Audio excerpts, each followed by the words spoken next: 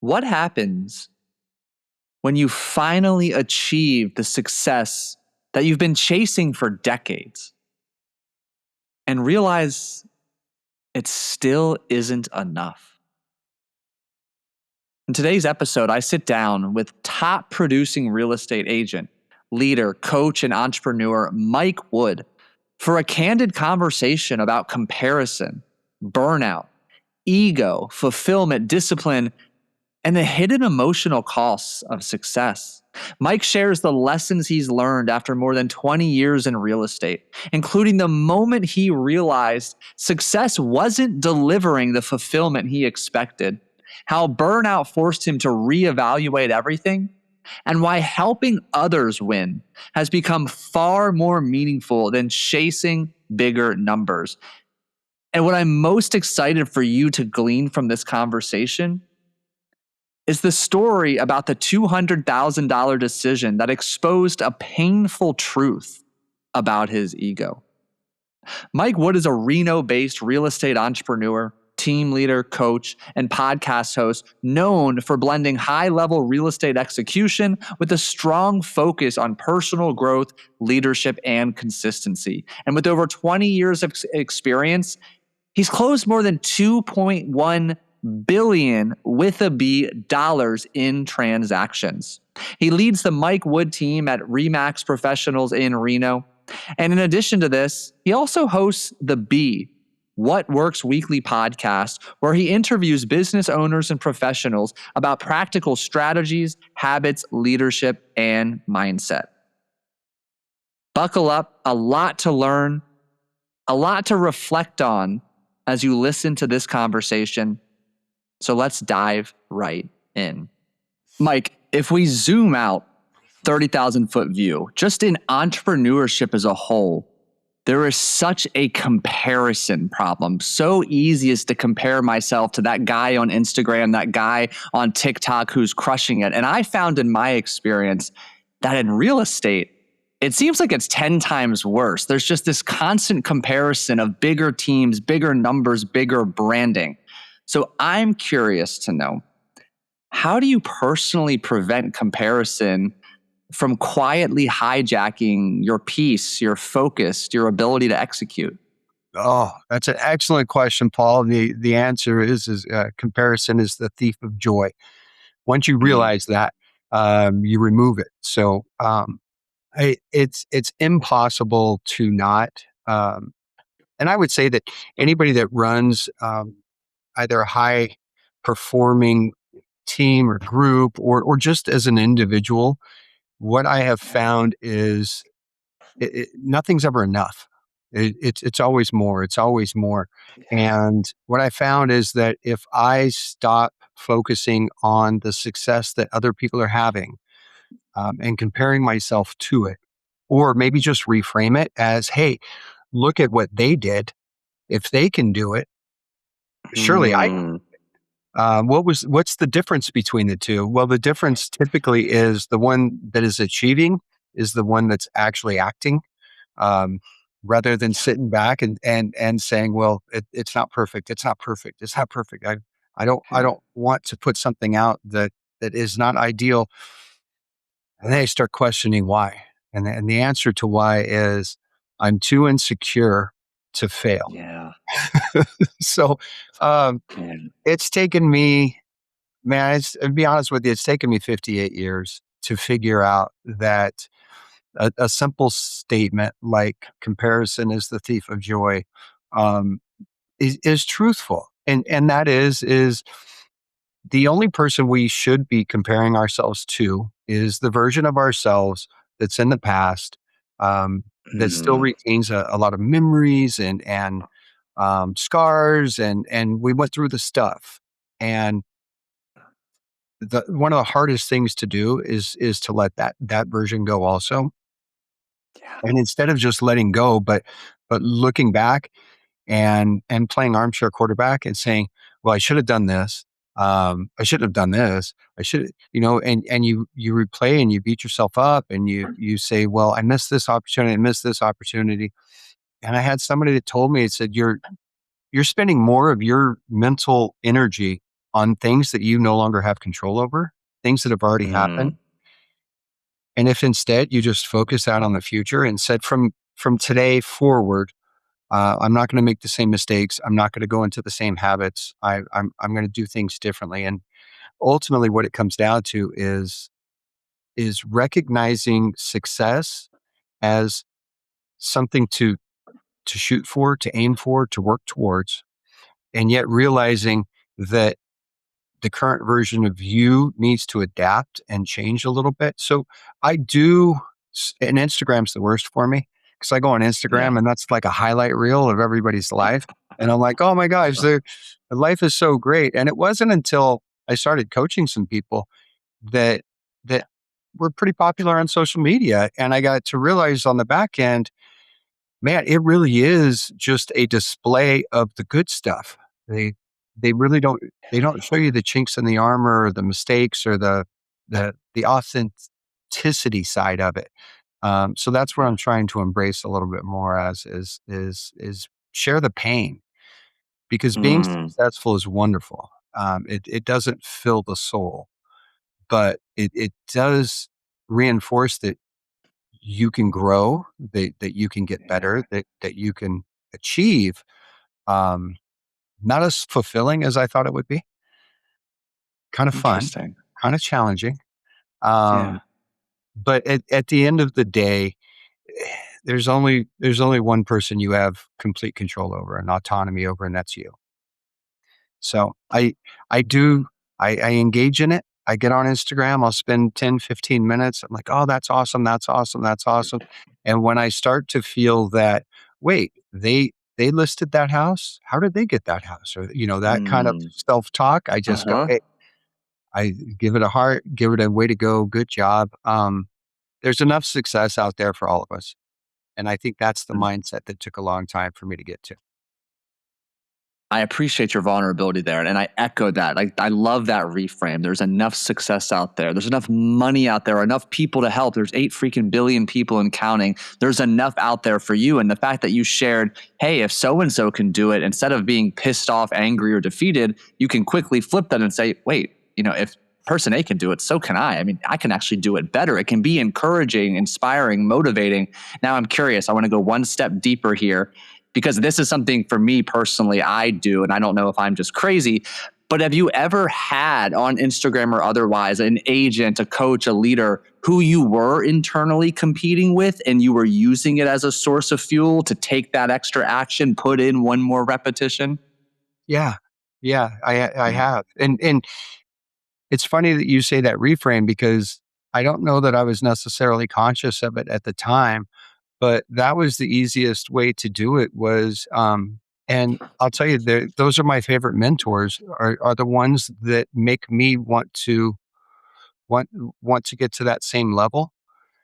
Yeah. And honestly, the best mentors I've had not only wanted me to succeed to that level, but they wanted me to go further.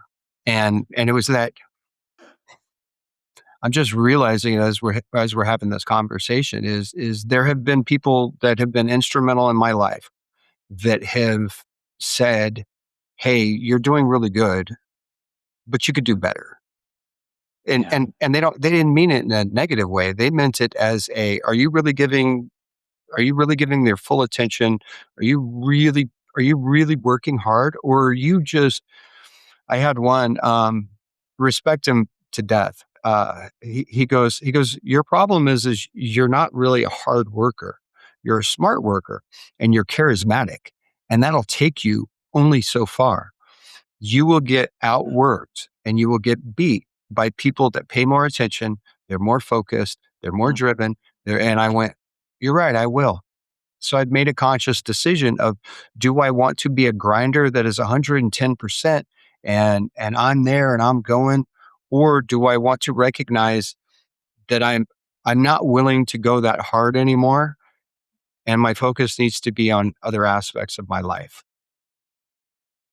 There is so much there I want to unpack. I love that. I want to circle back to the original point first. Like, I'm glad you are acknowledging, like, yeah, there's people I'm always competing with. And I think for everyone listening, you're listening because there is a deep intimate desire to compete. You're a competitor, whether it's on the golf course, in your business, trying to scale and grow to the next level.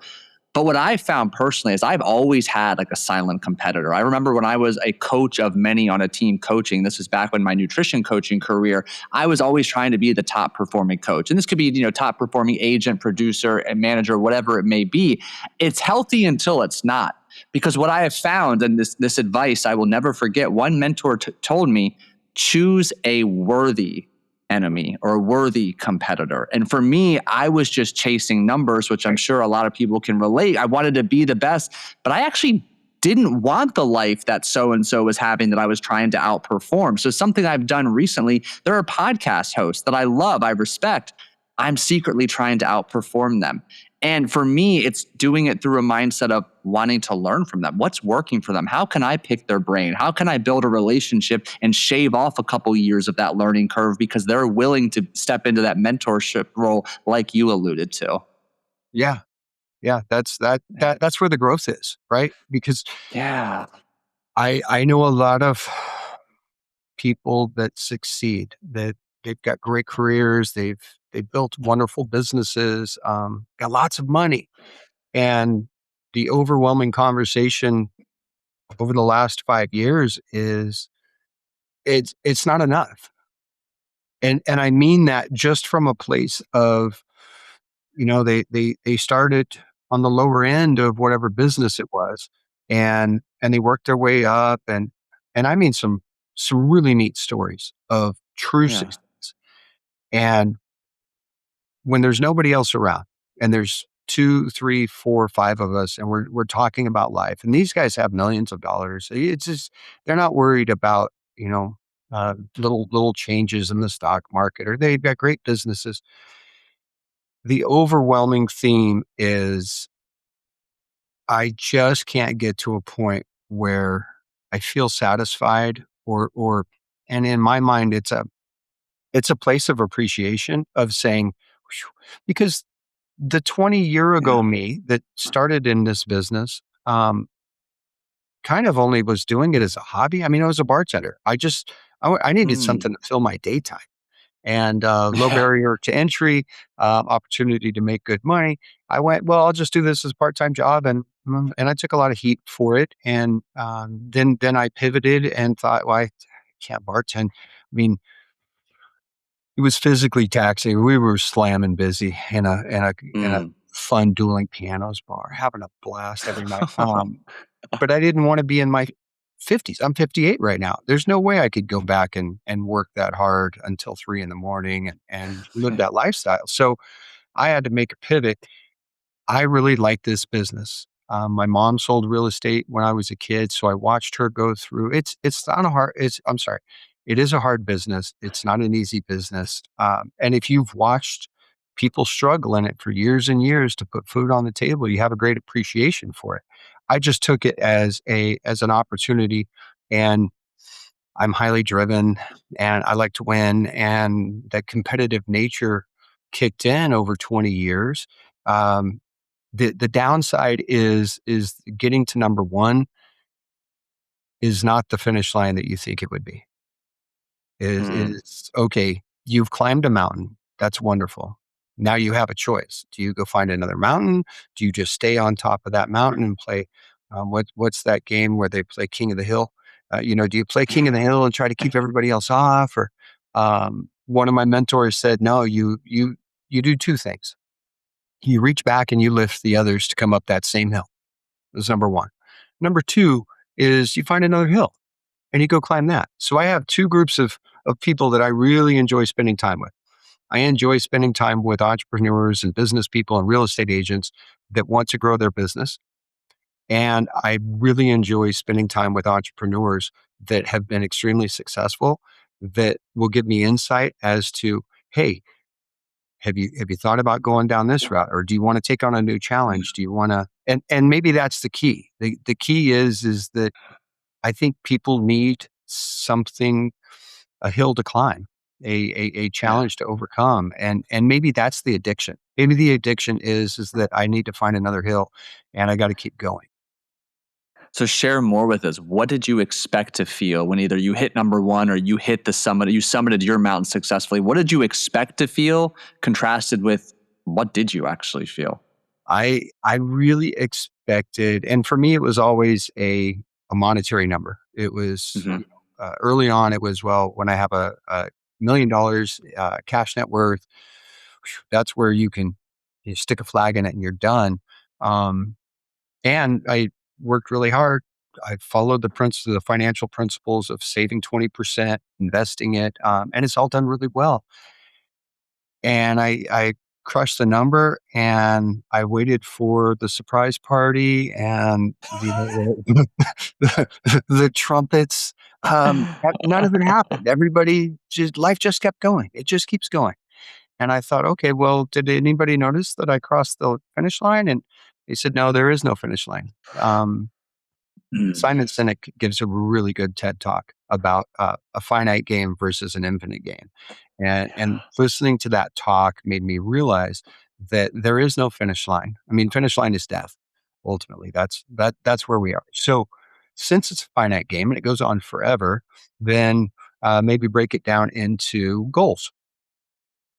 So now I just set goals around everything, and it can be anything. It can be giving to the community. It can be interviewing business owners. It can be learning a new skill. Um, it it could be taking on a new, say, community or subdivision in real estate. Um, I just I just kind of move the bar a little bit on each one, get a little bit better every day, and I've realized that my expectation of hitting a goal is the only one that cares is gonna be me. My wife might care. Mm, Um, but if that's the case, then why don't I start setting goals that include others? So mm, now it's more focused on the team and having the team produce and get them up to where they need to go. And it's working on coaching students, and it's working with the coaching company, and trying to meet more people and learn more things and help more people accomplish their goals. That's where I have found solace. I guess is the easiest way to say it is I have found peace in simply giving and giving time, giving attention, giving any kind of value. We use that phrase as real estate agents, mortgage loan officers. They always say, you have to add value, you have to add value, you have to add value. And I thought, well, I mean, how much value can you bring if you're a commodity? And then what I realized is that the true value is insight, but above mm, that, it's connection. So rather than look at a business trying to do a large number, so in our case, um, you go back to real estate, you say, well, how they say how many units? You mhm, go, well, what's a unit? Well, a unit is a house. Okay. Well, what's a house? Well, house is a home. Well, if a home means a totally different thing than a unit. So let's go back to homes, right? So now I've gone back to what got me some momentum in this business 20 years ago, which is rather than seeing Paul Salter as a client that does a unit, Paul is a person who wants to sell a house, wants to buy a house, and there's a story mm. behind all of that. I'm spending more time in the story, and and my goal is for me to be a part of the story, so that in 10 or 15 years, when Paul looks back and he goes, "Man, I remember when we bought this house. We didn't think we could buy it because this was our situation, but I met Mike, and man, he spent some time with us and figured out exactly what we wanted. It took I think my industry is susceptible to AI. And I think the way that it defeats AI is for the people who do the job to be people that do the job and that care. So that's where I am. What I hear is you began to maybe unconsciously at first, but definitely consciously, intentionally at some point shift from chasing quantity, volume, number of deals, number of dollars to chasing quality, quality of relationships, deeper relationships. I love how you framed it like you become a part of the story after taking the time to learn what story has been written so far. And you alluded to it earlier, like the early version of you as a real estate agent was that grinder, ruthlessly trying to just raise numbers and close as many deals as possible. If you reflect back, when do you think this shift began to occur, or some of the internal dialogue about what you're willing to sacrifice or make trade-offs for began to occur? I would say I could point 2021. 2021 is when, we were on the back half of COVID, and people were on Zillow every night looking at house. Even SNL made a skit out of it, how everybody was looking at homes and everybody was buying homes. And we had people that wanted to transact, had the ability to transact, just coming out of the woodwork. It was crazy. So you were busy, you were overwhelmed. It was crazy, and I sat there and thought, well, this can't last. I'm not a genius, but I understand cycles, and it burnt me out. To be honest with you, it Yeah. burnt me out. It was exactly what I had wanted. I had set the team up for it. We were ready. And then we Yeah. went through it, and all of a sudden interest rates started going up. It became more competitive. There was a lot of fear in the market, which has carried over till actually 2026. And we probably have another year of it, 2 years of it. But it was working that hard and being exhausted and saying, I think I've lost the love of the game. I think I have forgotten Mm. exactly why I got into this. And I don't like this job anymore. And I've always been told, and I had watched it, where people had something very successful and they decided that it was time for them to walk away. And I always thought, how in the world could you walk away from that much money? And how could you? Blah, blah, blah? And I thought, and it hit me, and I'm talking to myself. I talked to myself. I was talking to myself, and I thought, well, that's where you are. You're there right now. You have a really good business, but you just don't like it. And I thought, I mean, I could be a Walmart greeter, right? Like, well, I'd put a little jazz into it. I'd kick it up a little bit. Hey, welcome to Walmart. How you guys doing? I could be fun. I could change their experience. Um, and then I thought, real estate's the one thing that, even if I didn't have clients, I like the market. I like understanding cycles. I like valuations. I love homes. And it took me about 6 to 12 months. My wife calls it the year I golfed all year. And I didn't golf all year. She thinks we still argue about that. I'm like, I wasn't golfing. She goes, well, I'm just saying you weren't working really hard. But I think sometimes you got to take a break and you got to step back. And I watch guys that they take 3, 4 days. They go up into a cabin. There's no Wi-Fi. They write they just process and think. And I thought, maybe that's the key. Maybe I just need to step back and reanalyze why I'm doing what I'm doing, who it affects, Yeah. and I did, and I realized that what I love about this business the most, and it's not the money. It's what I love about this business the most is meeting people, finding out what it Mm. is that is their problem, their pain, and how can I fix it.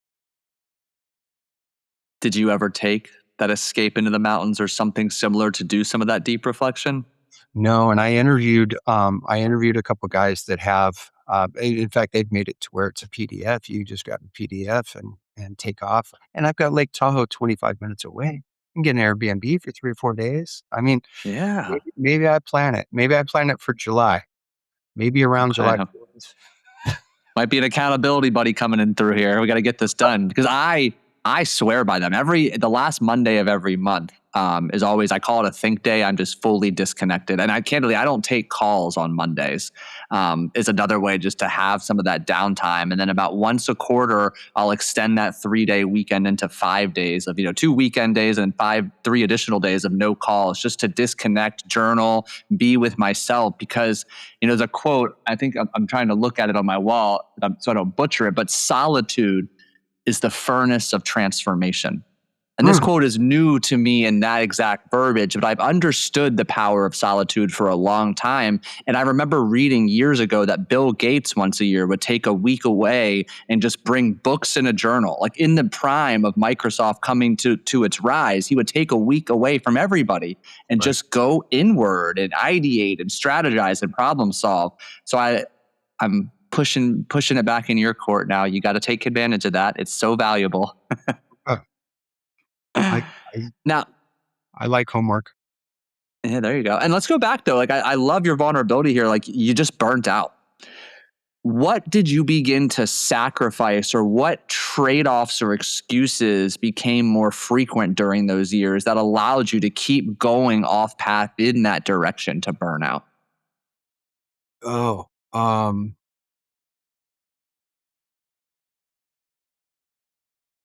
I think that I had given so much to the business that I mean, this is over a course of years, that I lost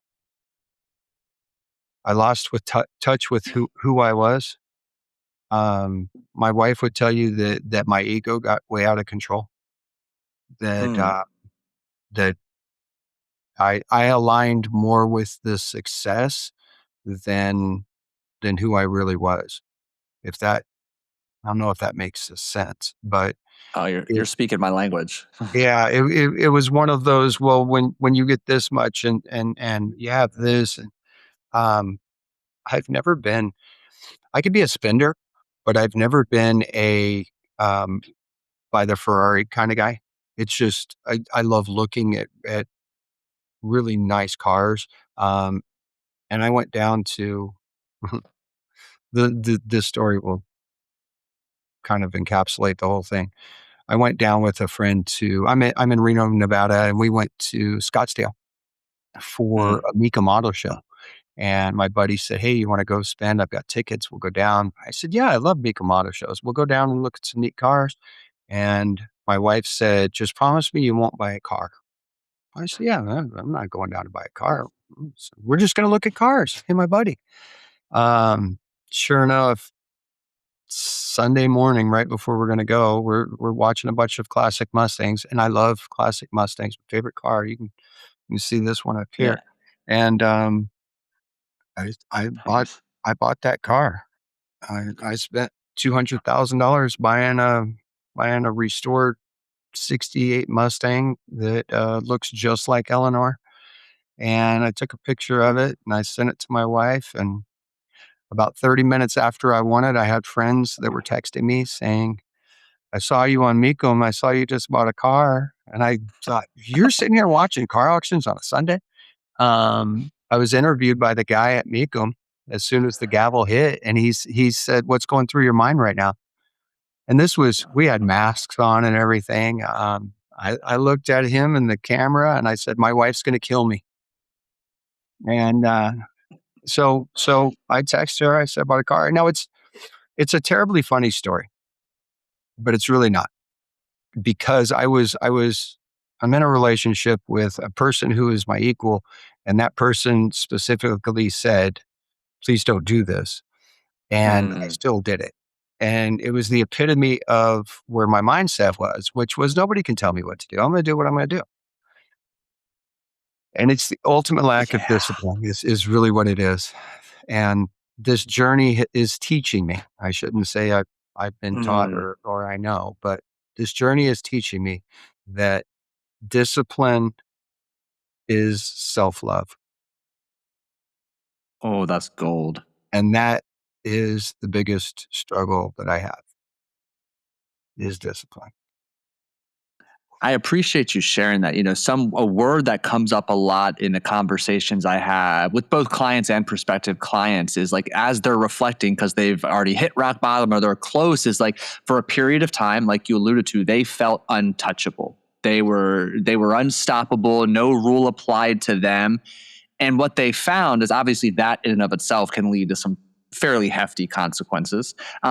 but it also manifested a behavior of thinking they could get away with things, take shortcuts, find cheat codes, if you will, and sometimes in a way that was out of alignment with their integrity that always landed them in the same spot, burnt out, stuck, unfulfilled, unhappy, and potentially without a significant other and with a lot less money in their bank account.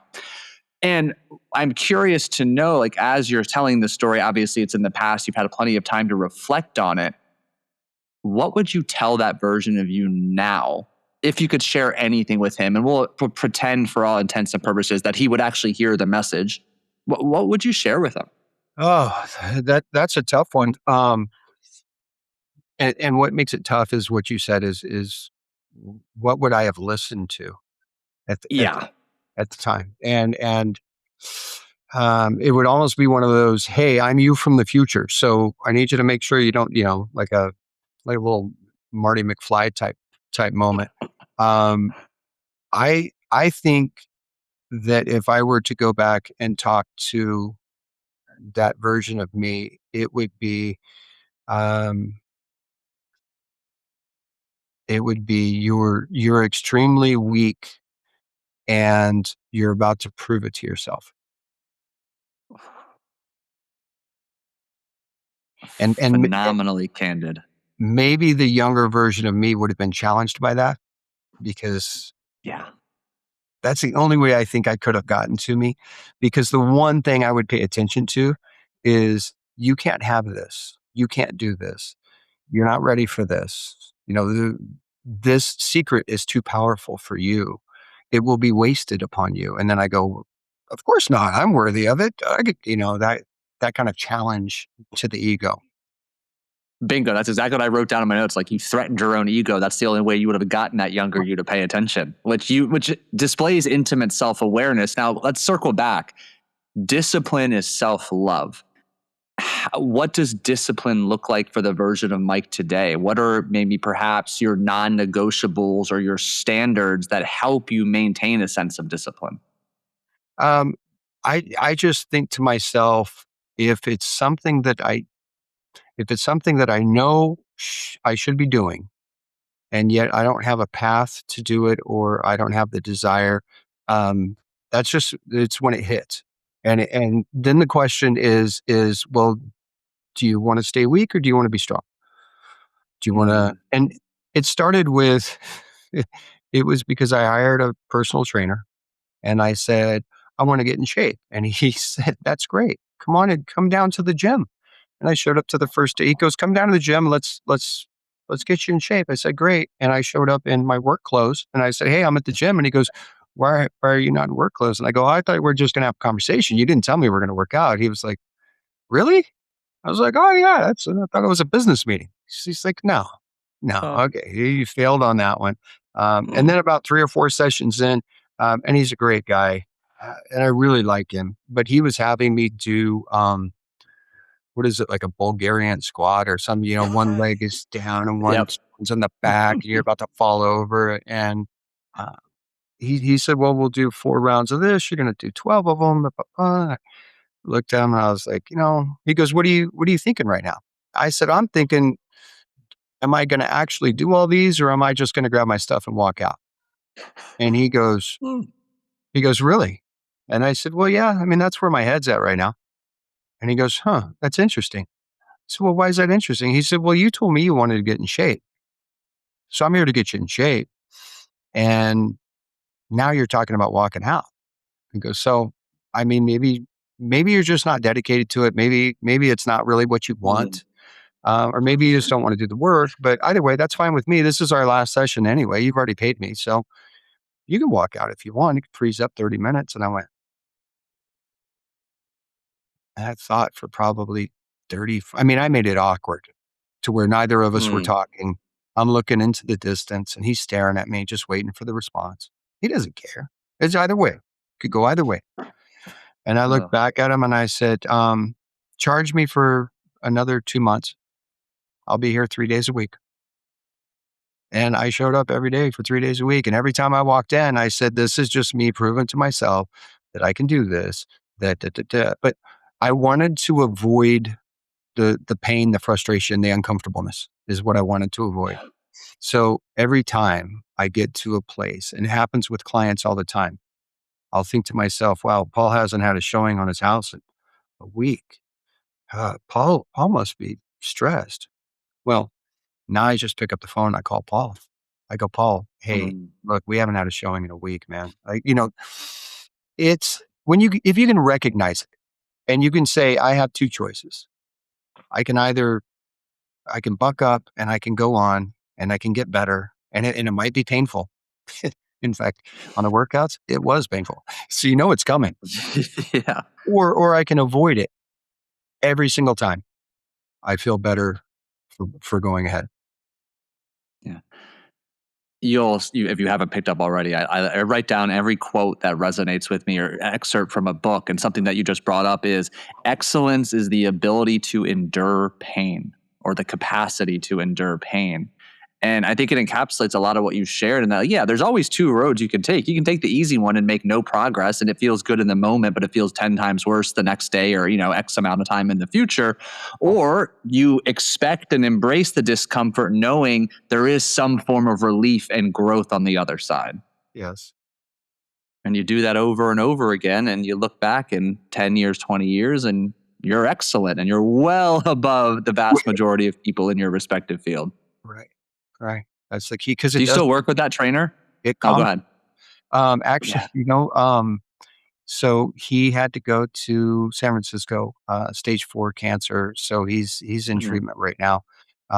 His wife's actually coming in later on today. She's a real estate agent. And we're going to talk about her joining my Oh, team. So you, dude, wow. that is the, and it's funny you ask that because that's the that's the way I built a business. It's the way it's all been through connections. It's all been through meeting people and it's all been through so her name popped up. I was like, "Oh my goodness. I think that's," and sure enough it is. That's the part I enjoy. I enjoy the Yeah. people. Yeah. That's incredible. Well, we're sending our strength to him for sure. And I think it just really further validates this shift that took place however long ago to go deeper, to build meaningful relationships, to really get to know people, especially like you mentioned earlier, at a time when AI is taking over many aspects of the real estate industry. It's that human connection that we're all wired to long for and crave, and it can never replace that. So I love hearing that story. I want to build upon this fitness habit that you created way back when. Are there any other, I like to call them like invisible routines or rituals that allow you to show up and be at your best, most days of the week? Yeah, and it's all I'm trying to think of the anchors. Well, there are 2 that stand out. One is moving your body. So Hmm. I like working out. I really like yoga, and now my wife has me into Pilates. Um, and Oh, you're a brave man. when she goes all in, she like goes all night. She's like, "I'm doing Pilates at 9:30." I'm like, "I'm busy at night." Some of us are working. Um, so yoga I have found helps. It's mental and it's physical. So you have movement, you have stretching, poses. It can be challenging depending on the class, but yoga is the one thing that can take my mind processing 10 or 20 different things, even when I'm really frustrated, into 5 minutes into yoga. And all I'm focusing on is the breathing, the breath, everything else just kind of falls aside. So there's some mental clarity that comes with that. The second is having a morning routine. And I like my mornings to start the same. Um, my morning is not the same as I'm not going to be like Paul. I do cold plunge and then I do I don't. I recognize it. On occasion, I will ask a student to engage in it just to kind of have a pattern break. Mhm. But I really enjoy getting up in the morning. I love writing. There is something about putting pen to paper that is freeing to me. Yeah. But to be honest with you, it's a 30 to 45-minute window in the morning where my wife and I are drinking coffee in bed. We're talking about our days. We're talking kind of dreaming of, what are we going to do in a year, or just having somebody to process with and spend time with. So those two things, as long as I get time with my wife 5 6 days 7 days a week, in the morning, and then I get yoga 3-4 times a week. Those are the only things that I really need.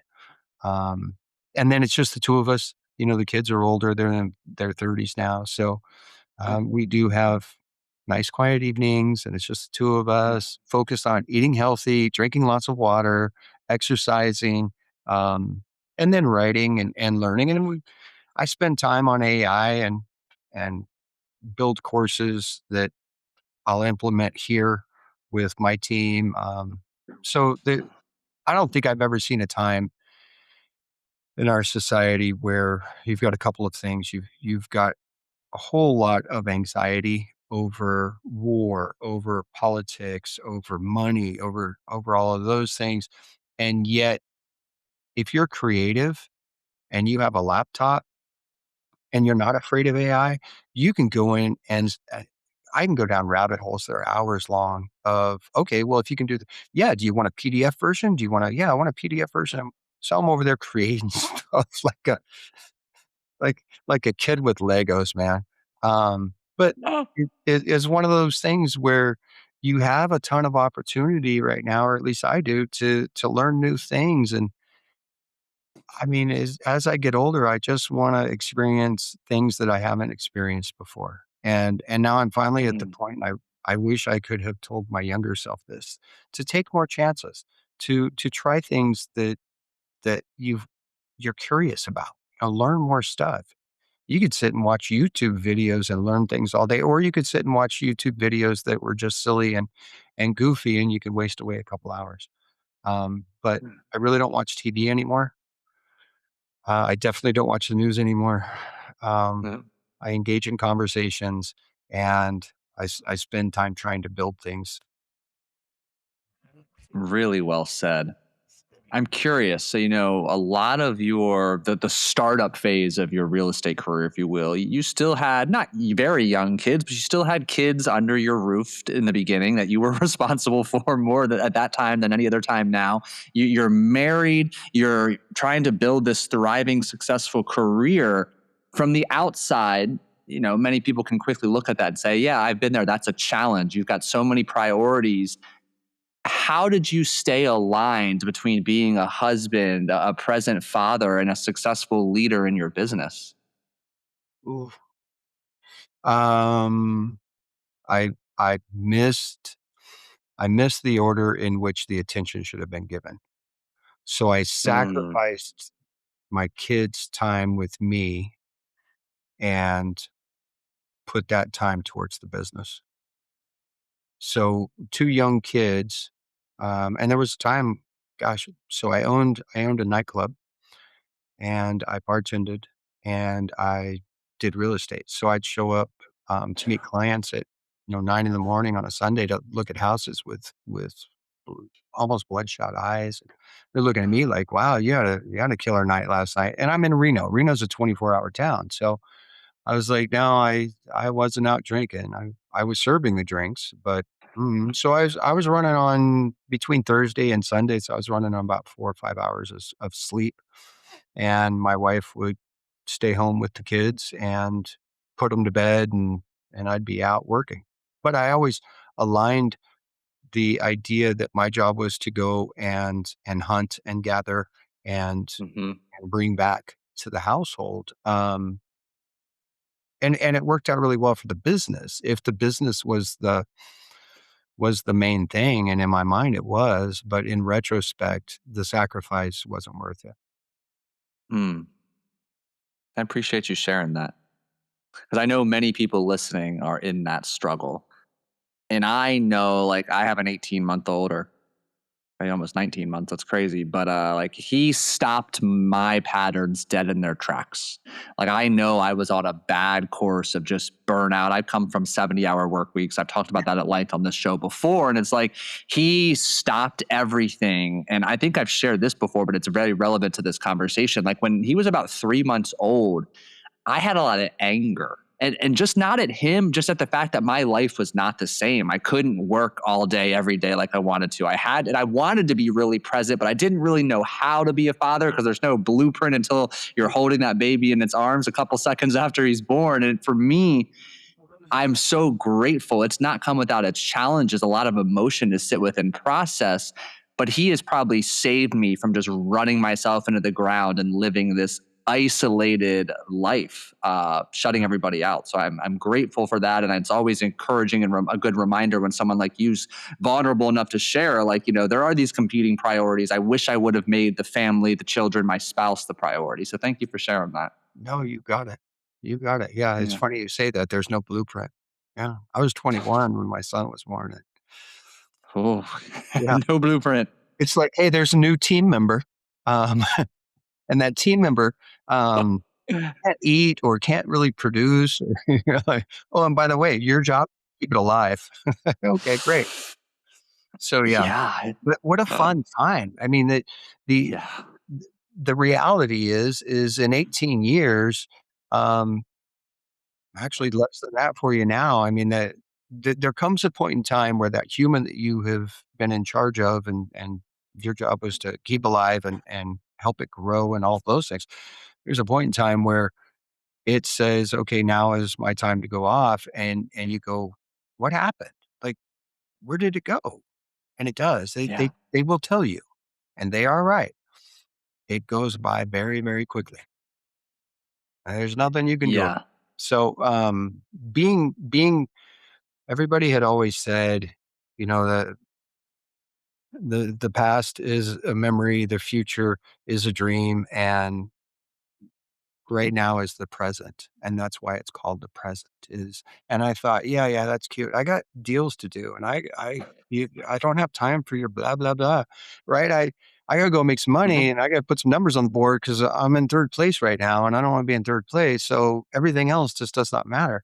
And then you show up at a funeral one day for somebody that you knew, and you start crying. Mm. You're like, yeah, this like you're in it, right? Somebody had said, "Well, the good old days," and I'm like, "Well, nobody knows they're in the good old days, but the fact of the matter is right now is the good old days." At some point in time, you look Yeah. back and you're like, "Oh, I remember Paul and I had that talk." Yeah. If you can switch the mind to say, "I really appreciate the fact that you and I are having a conversation right now," and honestly, I hope there's somebody that's listening that's like, "Oh man, what they said or what he said," or if they can take something from it and actually implement it and use it and pull themselves out of wherever they are. And the only thing I would tell you is there's only one sentence that anybody needs to hear, and that is you are enough. Mm. And once you realize that, you go, oh, cool. Yeah. So what's my situation? What's going on right now? What if I can't be happy in this particular moment right now that you and I are sharing, then there's not gonna be an amount of money or a car or a house, those are things that I might like in the future, but none of it's gonna fulfill me, so What fulfills you today? That's you just set me up for the easiest transition ever because earlier in the conversation you talked about kind of climbing the rungs of more success and not feeling fulfilled, success not being quite what you thought it would be. What fulfills you today? As you said, age 58, 20 plus years, dominating in many regards. My words, you might not be the one to use that word, but I can see you've got some incredible numbers and a great track record to your name. What fulfills you? uh, watching others succeed, watching others Mm. have success that people that I have interacted with in some way, shape, or form do better, like be better, grow. That's probably it's no longer tied to material stuff. It Mm. really is watching people. I've have a number of people that have transformed over the last few years, either on my team or through coaching or people that I've spent time with, and I watch them go do things that I know they were afraid to do, and then they do well at it, or they fail at it, Yeah. and then they get back up and they do it again, and I'm sitting here going, "It works. It works." And every once in a while, there's a moment where I'll be having a conversation with one of these people, and we're talking, but my mind is like, "God, look at 'em. Good for you." And Yeah. you almost don't want to say it, like, but then again, I think sometimes just a quiet little, "Hey, I noticed." Like, I noticed. Did you notice? And they go, yeah, this is amazing. And I'm like, I know, just keep going. Just focus. Like this is because we all change as people over time. Some of us, it's a little quicker. Some of us, it's because we recognize deficiencies and we made changes. The majority of the average people that will not be listening to this podcast because they're busy going to their work and they're, and you almost want to grab them and go, you can be more, you could do more. They go, oh, it's scary. I don't want to do that. I'm like, I know, but that's where the fun is. Like the fun literally is Mhm. just you being you and letting the world see it. And yet I still will not put it on Instagram sometimes. Mm. I love that reframe. That's powerful. Did you Well, ever so I'm read? curious. Go Go ahead. ahead. You go ahead. No, you ask. I'm going to look up the book real quick. Okay. Well, I know you coach a lot of agents and other successful individuals, and I'm curious in your experience, what keeps these talented individuals stuck beneath their potential? Fear of loss, risk. They've come to you negotiate with yourself constantly, and they have negotiated to the place of I am I am financially secure. I've got the stuff. I don't need more. But it usually comes down to their risk analysis of why would I let this has been safety and security for me for so long. If I let Mhm. this go, there's no guarantee that what I'm grabbing a hold of is gonna but God, I mean, what if the crazy people are right? What if we are just living in a simulation? I mean, what if our true selves are actually playing a video game back someplace else. And what you see right here is just the character in Minecraft. And I mean, if that's the case, then wouldn't you want your character to try to hit all of the mystery boxes to see if the little star falls out and drops down, and then, like, or do you want your character to just kind of sit quietly in the corner and not Mm. get any trouble or not cause any like if your intentions are positive and you want to try something new and there's value to it for others, maybe there's value because you make more money or like some I know some people that make a ton of money and the stuff they do is like really cool and fun and helpful and they're called doctors. No, I'm joking. No, but that's the thing is people are motivated by one of two things. They're either motivated by hope or they're motivated by fear. Fear has twice as much impact as hope does. And I can prove it because every presidential candidate, everybody trying to gain influence will either use fear. If you don't use my product, you're going to fall behind. Okay, well, I don't want to fall behind. So it's a fear of missing out, fear of the other one is hope. If you use my product, this thing will happen. Oh, it's great. Yeah. Real estate agents fall into it all the time. You don't want to lose a transaction to Mike, do you? Well, you got to use this thing. Okay. Well, or um, I get this question 3 times a week. Mike, could you use more deals? Yeah, of course I could use more deals. Well, I sell clients. Do you want to buy clients? Now, um, reframing is key to change. And I use it in particular when it comes to recognizing if I'm being sold or if I'm feeling fearful about something or I'm feeling hopeful about something. And what I've Mm. learned is if if my emotions lean heavily towards I'm fearful to do it, then the reframe becomes where's the opportunity?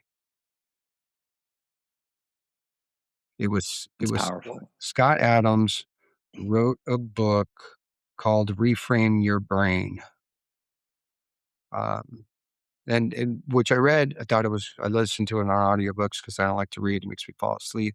And yes, I talked to a speed reading coach and uh, I'm just gonna this is one of the instances where I'm gonna be exactly who I am. I'm not gonna change. Yeah. Uh, but I would anybody listening, if you're still with us, I would read "Reframe Your Brain" by Scott Adams, and I would read James Allen's James Allen wrote a book called "As a Man Thinketh." Those are Yeah. two that I would because the key is your internal self-talk is everything. And if your internal self-talk can be a positive reframer, then all you see is opportunity. All you see is hope. You don't see fear. You see a place where and opportunity is where the growth lies. Opportunity is where the fortune lies.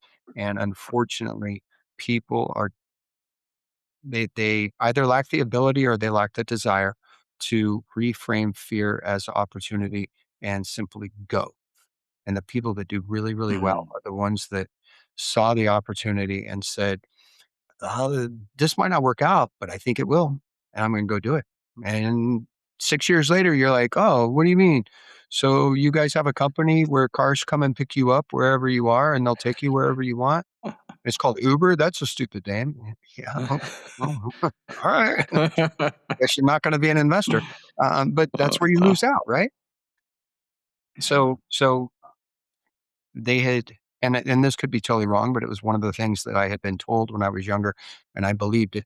And it was well, the Japanese don't have a word for problem. Their word means opportunity. And I was like, oh, that's good for them. Hmm. And now I sit here and go, oh, I get it. I get it. I get it. Life is just life. I make choices every day. And sometimes there's 2 options, sometimes there's a plethora of options. What am I gonna do with my time? Who am I gonna talk to? Am I gonna let this person, take my energy? Or Mm. I mean, that's probably been the biggest one, is the biggest change between 21 years ago and now is I am extremely selective as to who I'll work with. And people that do not fall in line with this particular box, I have learned tend to be energy vampires. They have no boundaries on time. I am a commodity, so price is the only thing that matters to them. And what I've realized is that that's not where my energy should go. So now I'm just more selective. I know exactly who my ideal client is. I know how we engage. I know what they need. I give it to them, and if it's not enough, then it's not enough. It's time to go. So.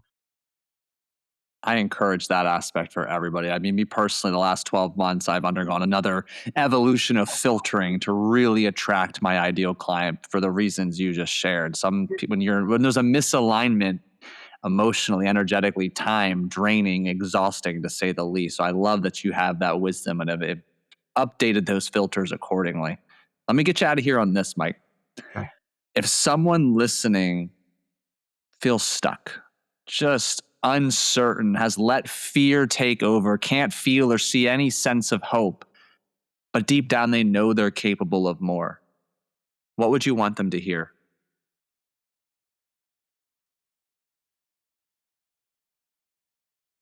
I would want them to hear that your life is your story and you can write it however you want, that you have to take ownership of that. So then I would tell them to do exactly what I tell all of my students to do. Grab a grab a nice notebook. Karst makes a really nice stone notebook. I think it's wonderful to write on. And give yourself an hour or two. Uh, turn off your phone and write a letter to yourself, but write it from the 5 year from now version of you and design exactly what your life looks like. The job you have, the thing you do, what your family looks like, who's doing what, as detailed as possible, like down to the make, the model, the color of the car, as granular as you can, because we tend to believe what we believe. And if you can convince your brain that that's what your life looks like in 5 years, you will literally spend the next 6 months and review it every couple of weeks, You will spend the next 6 months to 5 years working on getting more in alignment with that future version of you. And it sounds crazy. And there will be people that go, well, that's just stupid. But I will tell you, that is the most powerful thing. It's the most powerful exercise I've ever done. I've been at multiple seminars where they do it. And the majority of people go, write letter to self 5 years in future. And that's as far as it gets. But the people that actually do it come back time and time again and they say, Mike, these were my 5 year goals. And I hit most of them in 2 years. And the rest I cleared off in 3. I'm like, cool. That's exactly it. So you can attain, you can achieve, you can trust me. I know. I've got good friends that are extremely successful, and the only difference between them and 10,000 other people that are just like them doing the same stuff is they said, I'm not going to wait till it's perfect. I'm going to do it now. I'll adjust as we go, but I believe in myself so much that that's my future. I don't see any other way it's going to happen. And then they put guardrails in place. They put bumpers up. They surround Mhm. themselves with people that hold them accountable, that they have honest conversations with, and they do the work. They're not afraid of it. So once the challenge, like literally be the person that says, I want the ball. I want to go. Let me take it. I trust myself. Yeah. I'll make the right decisions. And you can get rid of anxiety easily by saying the future you is going to deal with issues that you're unaware of right now. It's going to happen. But the future you is going to be well equipped to handle those things. So don't stress over it. Mm. Just live now. Well said. For those of you listening, those last 3 to 4 minutes are absolute gold. Go back and listen again. And Mike, share with everybody, where can they go to follow you on socials, connect with you, and learn more about working with you? Oh, so the easiest is Instagram. I'm at Mike Wood Team. If you follow me there, send me DMs. I'm not the best at responding to DMs, to be perfectly honest with you, but that's the easiest way. Don't go to my website because if you go to my website and sign up, you're gonna start getting AI conversations asking you if you want to buy and sell a house.